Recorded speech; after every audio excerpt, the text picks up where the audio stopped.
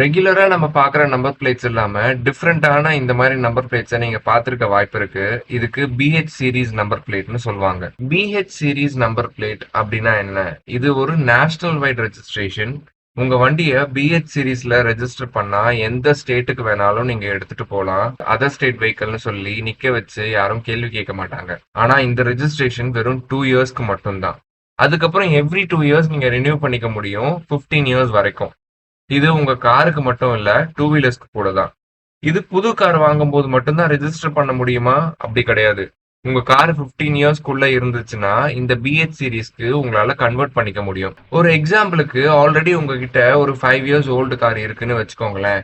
2 years registration ஃபீ பே பண்ணி pH சீரிஸ்க்கு உங்களால convert பண்ணிக்க முடியும்.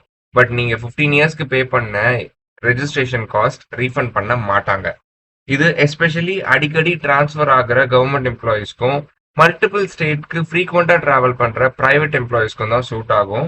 இது வெறும் பிரைவேட் வெஹிக்கிள்ஸ்க்கு மட்டும்தான் ரெஜிஸ்டர் பண்ண முடியும். Commercial vehicles, construction vehicles or agriculture related vehicles எதுக்குமே நம்மளால இந்த பிஹெச் சீரிஸ் நம்பர் பிளேட் வாங்க முடியாது. புதுசா வாங்குற வண்டியை நீங்க பிஹெச் சீரிஸ்ல ரெஜிஸ்டர் பண்ணீங்கன்னா உங்களால கொஞ்சம் அமௌண்ட் சேவ் பண்ண முடியும். ஏன்னா நீங்க லைஃப் டாக்ஸ் வெறும் 2 இயர்ஸ்க்கு தான் கட்டுவீங்க. இந்த பிஹெச் சீரிஸ் நம்பர் பிளேட்டுக்கு எப்படி அப்ளை பண்றதுன்னு நெக்ஸ்ட் வீடியோல சொல்றேன். See you all in next video. Until then, drive with care, drive with passion.